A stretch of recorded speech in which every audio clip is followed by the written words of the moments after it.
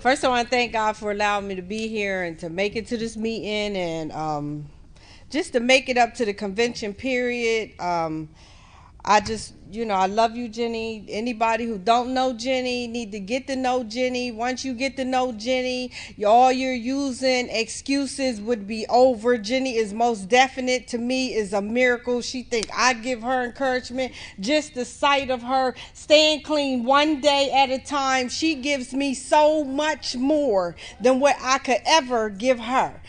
So it's an honor and a privilege to know you, to even be in your presence. And I just want to thank you for allowing me to be a part of your life because I love you and you know I love you. I love you. My disease was really messing with me because I felt like I really didn't want to come to the convention this year again. I didn't come last year. This is my region, my hometown, and and it's just my own stuff. I wasn't coming. I told my sponsor. I got the phone call a couple nights ago, and I ignored the call a few times. And because I just felt like nobody really wanted to hear me. I didn't want to hear me. You know what I'm saying? And I felt like I didn't have anything to give. I didn't feel like giving anything. And I didn't want to come up and get anything. But it's funny how God works because I still needed to talk and communicate with my sponsor. I never gave an answer on when I was coming or anything like that. I just called my sponsor. I talked to my sponsor because I was having one of them mental health moments. You know what I'm saying? I just didn't feel like it. You just don't feel like being an addict. I don't feel like coming to me. I don't feel like seeing you because I don't want to see me. It forces me to look at me, because then it reminds me of where I come from. And I don't always want to know where I come from all the time, every day, all the time, recovering that. You know what I'm saying? I just didn't feel like it. You know what I'm saying? But God's will. It's from my self-will to God's will. I came into Narcotics Anonymous in October of 17th, 1990. I'm grateful to be here. Narcotics Anonymous has saved my life. In the beginning, I done what I wanted to do. I didn't believe in too much sponsorship or anything like that. I was always the type, from a young age though, let me remind you, from a young age, I was always Tarzan from the jungle. Did what I wanted to do, went where I wanted to go. You know what I'm saying? Because when I was a child, all the rights of me looking up to somebody have been, should I say, stripped. It had been violated. So I never followed any instructions from that day on. From the day, and I'll give you just a small brief from the molestation to the mother going to prison, to the heroin, from the life that I was brought up. All these are my excuses. These are my justification and my rationalization.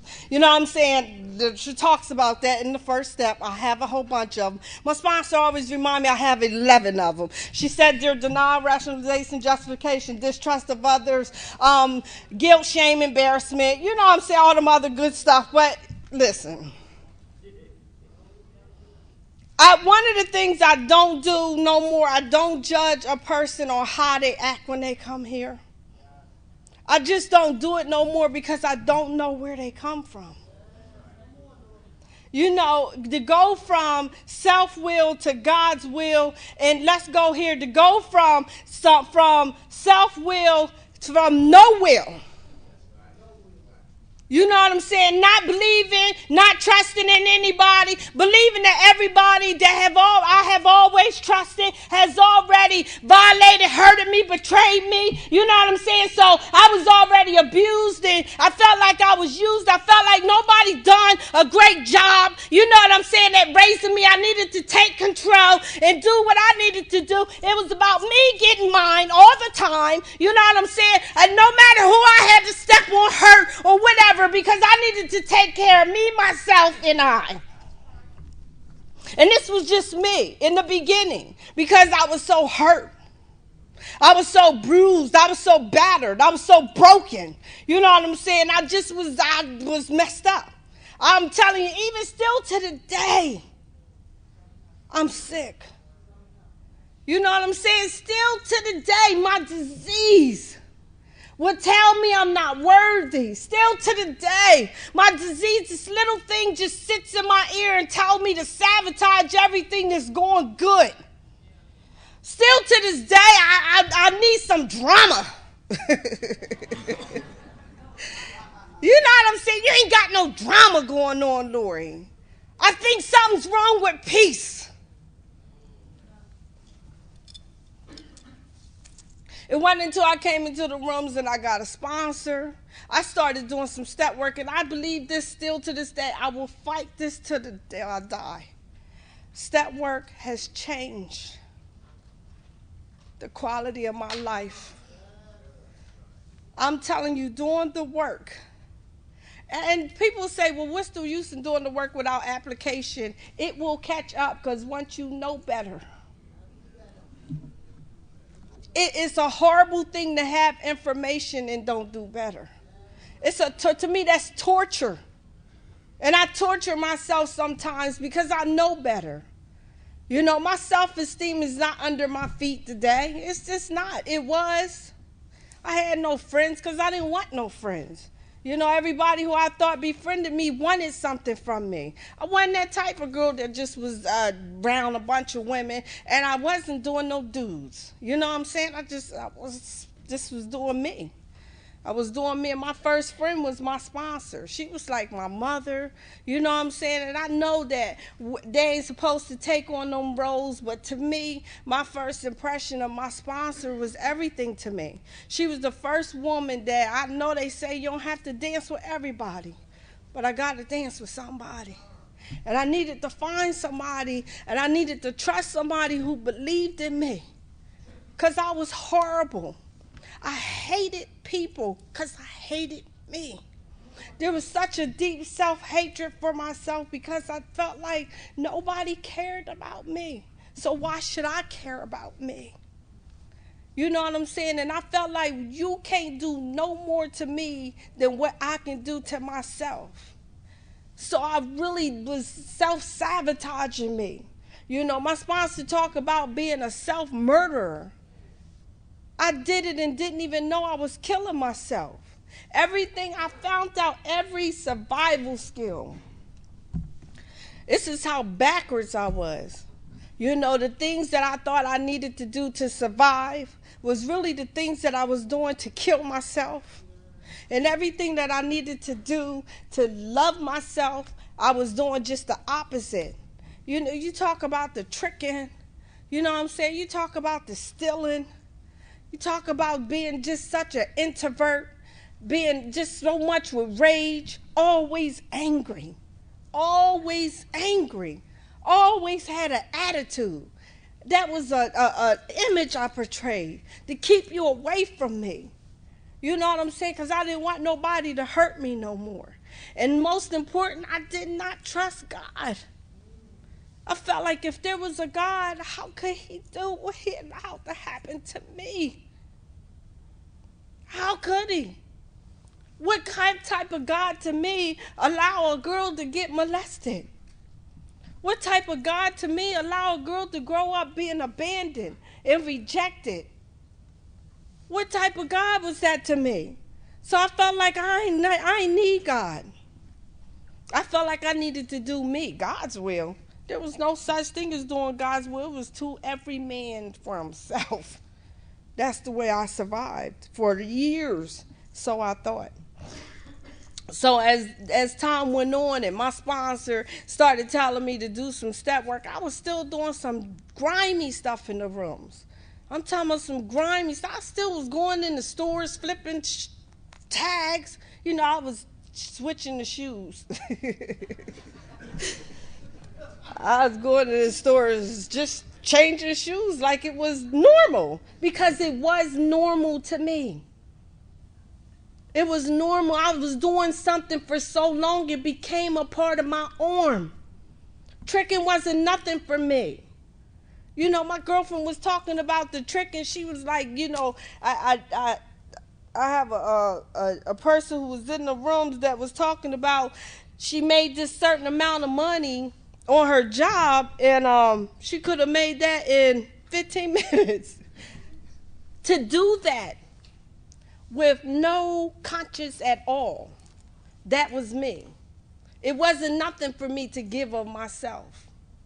Nothing for me to give of myself. I felt like that was a means of ways to get what I needed to get. With children. All my kids are by different daddies. I have all different daddies. And the type of men that I was picking was men, even still to this day, I have a real strong personality. You know, I'm somewhat submissive a little bit today. You know what I'm saying? I was submissive to one to another. Don't get that twisted. I asked that from the door. But you know, this is going from doing what I always wanted to do to saying, okay, I'm going to give this God a try. But it wasn't until I embarked on the second step that I started to have a little bit of trust, a little bit of hope, because the first step left me with a lot of hope. You know, and I felt like I tried everything else. Why not try this? And why be in a 12-step program? This is just for me.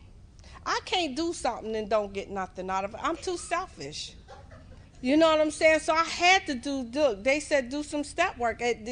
It was just there to do. I needed to do some step work. If that was going to change who I perceive I was today, then I needed to do some step work. But you know, I was always that type of girl that I stayed and kept myself in some type of drama. I was in a relationship with a newcomer. You know, I remember in the beginning of my recovery, and when I embarked on my second and my third step, I had picked this guy up that had 6 months clean, and we was in love.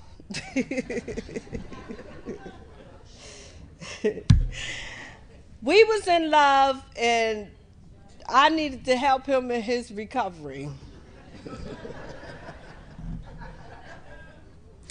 And you know, it's something about allowing a person to be where they're at. You know, everybody seen the train coming except for me. You know, and I had these kids that I wasn't even really embracing like I was embracing the man. You know what I'm saying? And that, when I know my kids are recovering too. You know, and I couldn't possibly think that all the harm that I have caused to myself, that my kids wasn't hurting in the process. But no, not me. I'm too busy trying to find something on the outside to fix something that's on the inside. So I decided I was going to pick up this man because I had lived in an illusion and a fantasy that I needed to have this great, happy family. You know, and I end up marrying this guy, even going against all the odds that people told me, girl, you know you better not marry him. He only got 6 months clean. Why are you marrying him? He ain't even doing no step work. You know, he don't even have his own children. There were some things that my sponsor told me to ask, and I just skipped all past. And I do this with my sponsees now. I tell them to go through the interview process when you want to get into a healthy relationship. Ain't nothing wrong with asking questions. I didn't know that then. You know what I'm saying? It was screw now. And if you did it real good, it was no questions. We'll work on that. You know what I'm saying? Justify the literature, it's a process. You know what I'm saying? Girl, he ain't there yet. You know what I'm saying? How you gonna judge me? Oh, I went there with my sponsor. You got somebody. How you gonna tell me not to get nobody? You laying up with somebody. You just don't want to see me happy. Y'all jealous. You want him. They didn't want that nigger. But I end up marrying him. And it was an experience that, you know, I can't say I regret everything that I've done in recovery, because it's a learning process, and most of my learning process are more expensive and they're real, real hurtful. But I will recommend that nobody tries to do what I did. I found myself kicking down crack doors. I found myself picking him up. And see, this is I knew how to get high, and I got high in Harrisburg. See, we didn't have little capsules or something that back then. I got high before crack came out, so I was freebasing. So and when I had the trick when I was getting high, it was like for $25 or so, $20 or something. There was no such thing as $2, $5 capsules. You know what I'm saying? So it was just a little bit more expensive, and but when I met this, when he had came from Philly. And you didn't tell me how these crackheads was from Philly, I was a Harrisburg crackhead. Baby, he was selling his sneakers. I didn't know I could sell my sneakers to get high, When, when I picked him up, he didn't have no sneakers on. I was like, what kind of stuff is this today?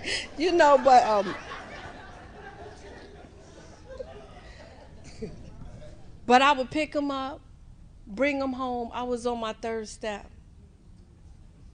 And I was turning everything over except for the relationship. You know what I'm saying? God, you can have this, but don't touch that. Don't touch my money. You know what I'm saying? And don't touch my man. And it got to the point where I got ready to get high. And it had to get to the point where it was him or it was me. And I had done some step work, and through the grace of God, I believe that it was just that little bit of step work that I had done that gave me enough substance to say, I can't turn back. I'm worth more than that. My kids deserve better than that.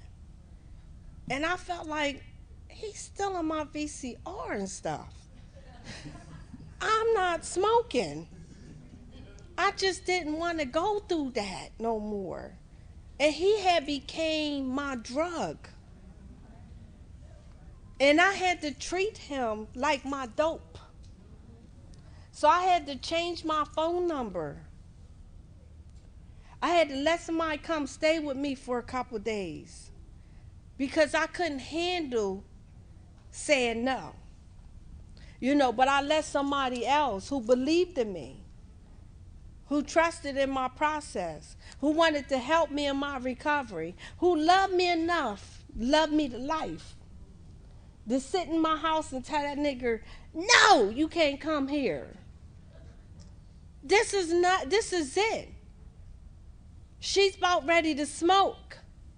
And his disease don't have no morals.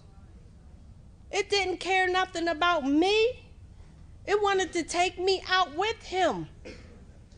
Because two getting high would seem like it's better than one. And when I get high, there's no limit, no boundaries. I go all out. I'm talking about all out. The kids got to go. I don't hold no rent. I don't maintain no job. I don't keep no food stamps. I trick all day, every day. I get high at gas stations, wash up in gas stations, maybe come by apartments. I don't even go home. So when I get high, ain't no coming back. And I knew I didn't want to go back that route no more. That's when I decided, God, enough is enough. Here is too hard of a job for me to handle. I got to turn it over to you. And turning it over is not always a decision. It's a decision backed up with action. And that was a hard thing for me to give up. But God told me, if you give this up, I'll show you something. I'll give you something much better. And that was a little bit more self-acceptance, self-esteem, self-confidence. You know what I'm saying? But I had to go through that so that I could be standing here today to tell somebody, if you think you can save somebody.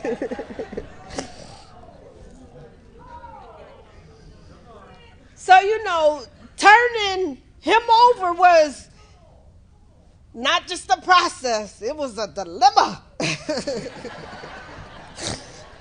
Came to a crossroad in my life where it was time for me to go to the next level, and he was not invited. Because when God said go, got to go. You know, and that's when I stopped feeding this nigga hot dogs, hot steaks, and started giving my kids them steaks. I started sleeping with my children. You know what I'm saying? Started spending more time in their schoolwork. They needed me. But I was too busy trying to give myself somebody undeserving. And I'm doing him a disservice by standing in his way. I'm thinking I'm saving him. I'm God. I ain't God. I couldn't even save myself. It was only through the program of Narcotics Anonymous, step worker, sponsor, meetings, on top of meetings, coming to tradition, doing service work, saying no when I wanted to say yes. You know what I'm saying? Keep on keeping on, following some directions from my sponsor, looking to other people for some decisions that I thought I needed to make. It was only through that I'm able to sit here today and say, I know that I'm a magnificent mother. You know what I'm saying? I'm a wonderful wife to somebody. Only through the process of Narcotics Anonymous. Only because I decided to say yes to God and no to man. You got to be careful trying to please people. When God said move, move. It's too big of a job for me to handle. But I'm always trying to be the savior. You know what I'm saying? Trying to make things happen. I do the same stuff with my children. Standing in the way. It's probably one of the reasons why my son is doing 15 to 30. Standing in the way. Going in the courtroom thinking I'm his attorney. Thinking they're just picking on him.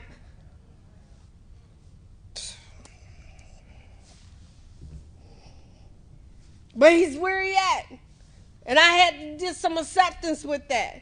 It's only through step work. I'm telling you, only through step work and the love of the fellowship that I'm able to make it through some storms.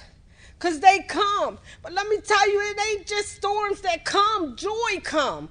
I'm telling you, beyond my wildest dreams, I'm living the best I ever lived. I don't even understand the concept of people saying, well, I had a good life. Did you really?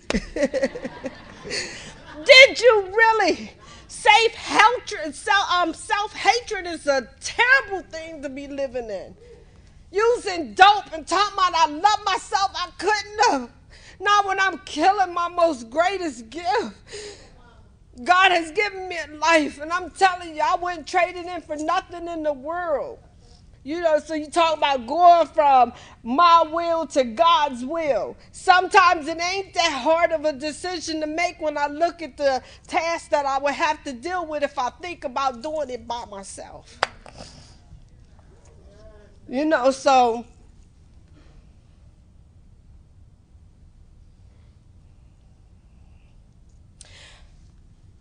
I'm back on my first step. This year is it's starting off just a little difficult, because the disease have a way of making me think that God's not in it. And sometimes when things ain't happening as fast as I like for it to happen, I believe that it's not working out. You know what I'm saying? So I don't like process. And I had to look up the word process. Process means moving. And just because I don't see it, don't believe it ain't happening.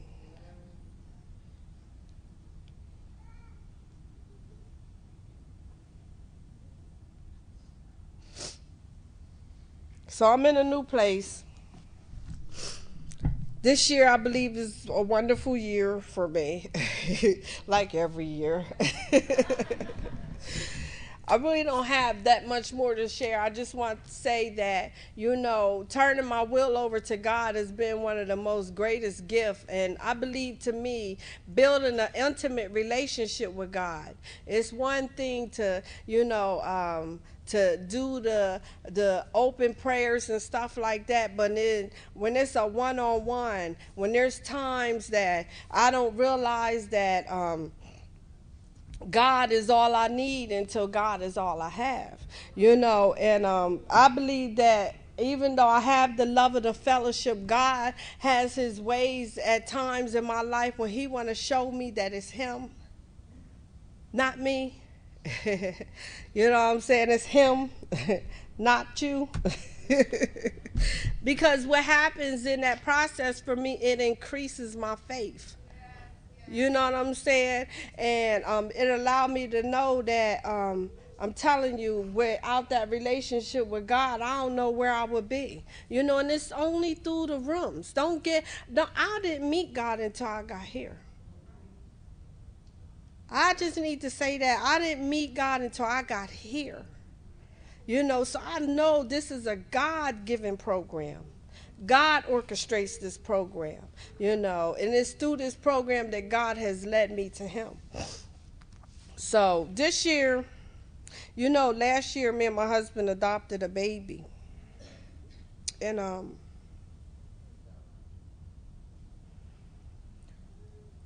we got her when she was 5 weeks old. And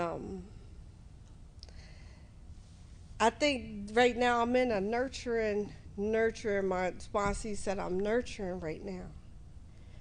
And, I'm not on every scene. That's one of the reasons why I wasn't coming either, because I didn't feel like getting her dressed real quick. When you get to sleeping on Saturday, it's like, I don't feel like getting up, getting the baby ready. I got to get ready. I got to do this all over again. But it's a selfless program. And sometimes much is given, much is required.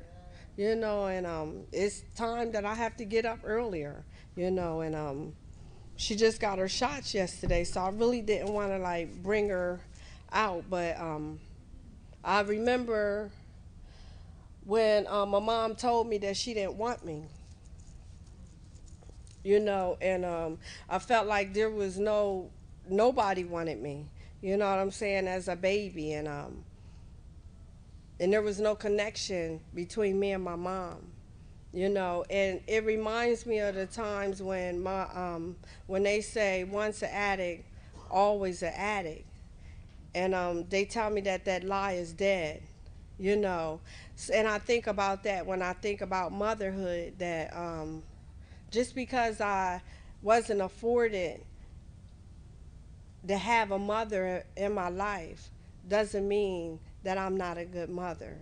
Because it's always somebody in the rooms of Narcotics Anonymous that teaches me what mothers do, and I'm fortunate enough she's number 7, and she's the last of the Mohicans. So, nobody wanted her, and when I heard that nobody wanted me, I also heard God say, I wanted you. And I also heard God say, I wanted her too. So this year, I'm celebrating 20 years this year, Sharon.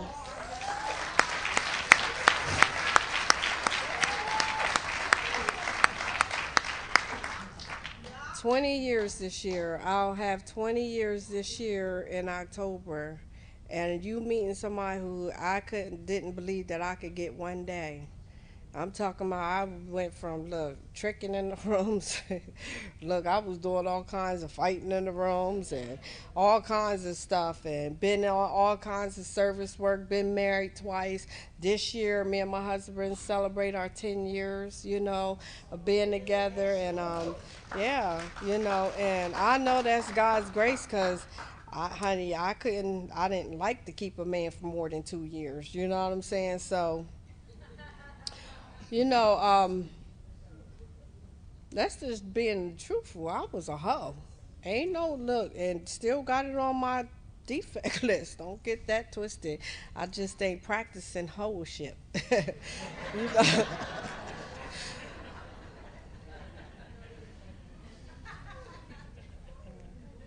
Who said God can't turn a hoe into a housewife? Because I'm a wonderful housewife. I'm a good housewife. I'm a good recovering addict sometimes, and it's only because I turned my will over to God. I really don't. I feel like I'm babbling. Really don't feel like I have much more to share. I just appreciate y'all being here. Yeah, one more thing. Narcotics Anonymous have been taking me places beyond my wildest dreams.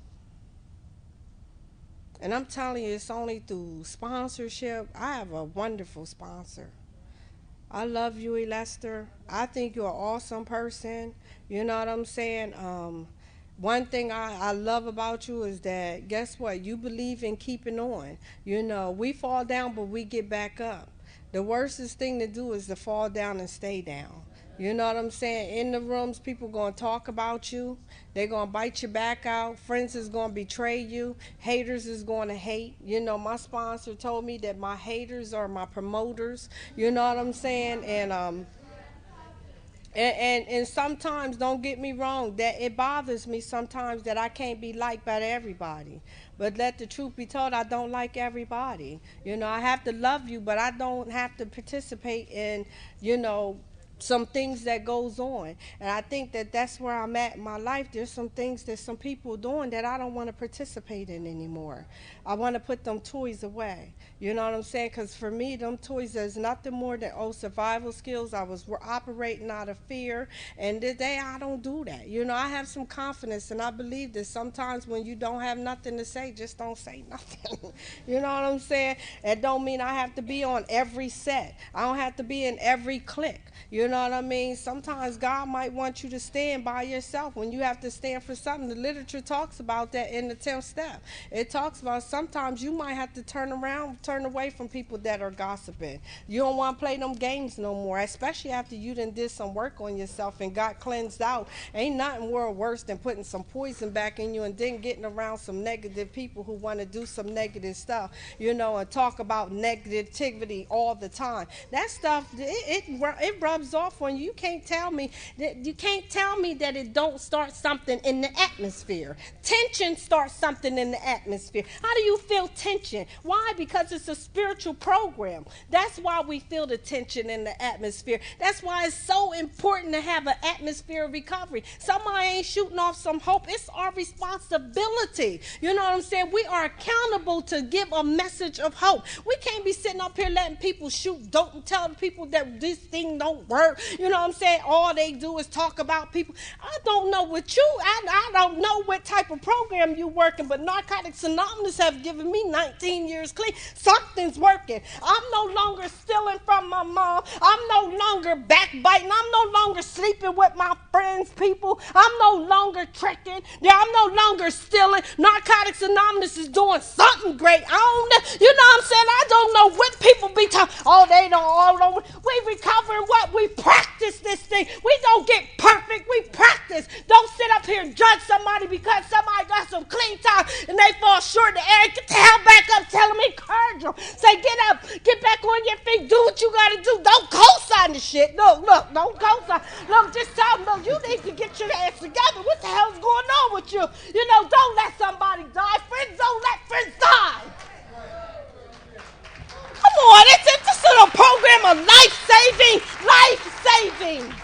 It said life-saving. That's God's will for us to save each other's life, not to sit up there and co-sign that mess. It's not all right that you sleep with somebody else's husband. That's not cool. Ain't nothing funny or cute about it. Nothing. It's not all right. It's just not. I don't know where we get these concepts that what worked out there don't work in here. This is the atmosphere of God's atmosphere. Come on. It's not cool to be judgmental. It's not cool. Be careful.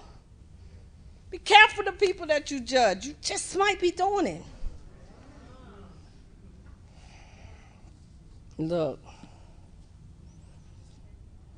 I'm grateful to be here. Sharon, I love you. I'm so happy to see. I done seen some people. Look, I'm already happy. You know what I mean? So happy to see some people that I haven't seen, my predecessors. I love my predecessors. You know, it's hard for me to believe that I'm a predecessor.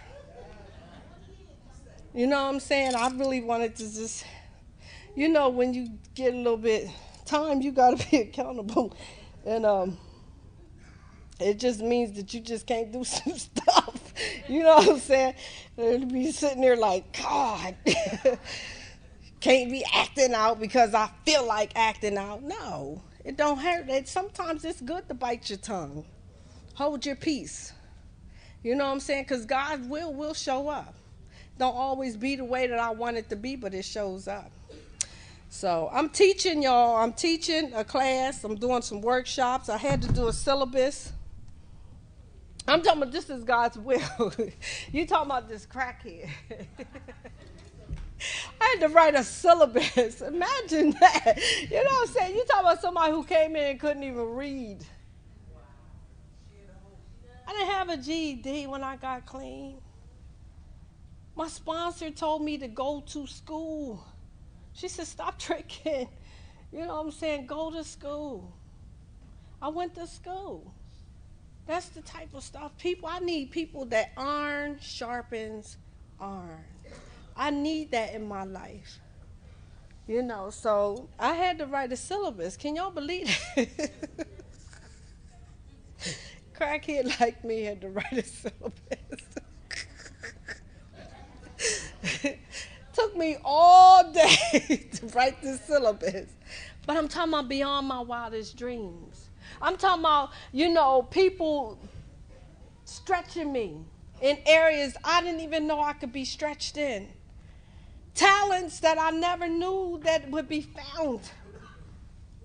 I no longer like green. I like white. This is God's will. Come on, y'all not even feeling me. Look, this is God's will for my life.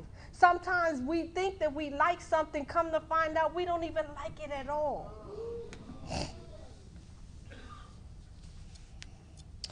So, I'm in ministry class, y'all. I really don't like to put that out there that much because I might do something. I'm in ministry class and I'm doing what I always wanted to do. I always wanted to be a minister. It was a talk a couple years ago. It's becoming a reality. And it's God's will for my life. It really is. It's God's will for my life. One thing I learned about staying clean now, if it doesn't fulfill me on the inside, if it doesn't make me feel whole, if I'm not doing something productive, because my sponsor told me, what I feed, I become. So I try to be careful what I feed. If I feed more Narcotics Anonymous, if I read more, if I do more step work, I go more meetings, if I do my other fellowship more, it'll get into me like Prego.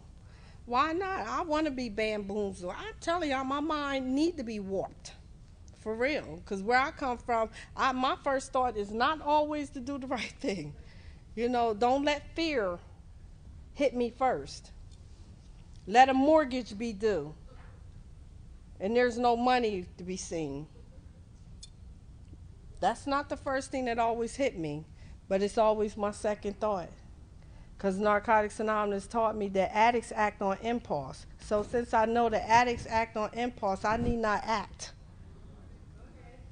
So my first impulse would be what? To call my sponsor. Get on my knees and pray.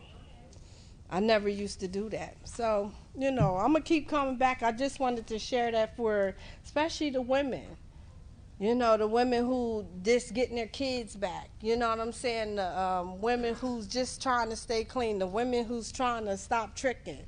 You know what I'm saying? The women who's, you know, putting men before their children. You know what I mean? The women who don't have a relationship with God. Men too, you know. Y'all cool with me too, but it's hard for women to bond. Let's get real. You know what I'm saying? It's really hard for us women to bond. And it's time that us women teach girls how to become women. Thanks for letting me share.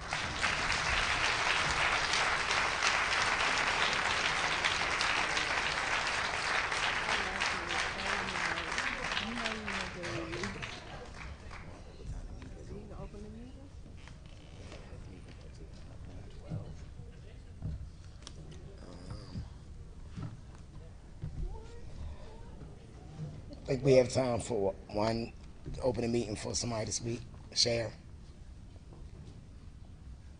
It's not over till 12:30. 12:30. The meeting's open.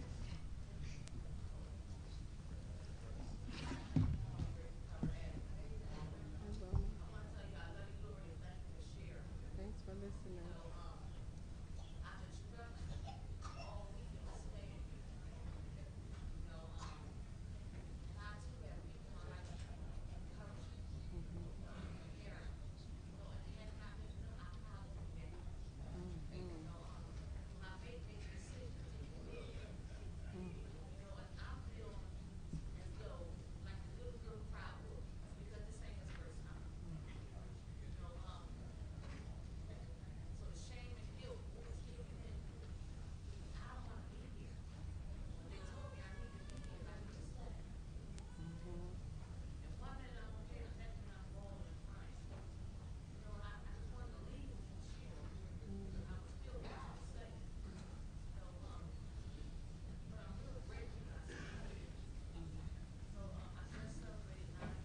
Congratulations. Yay.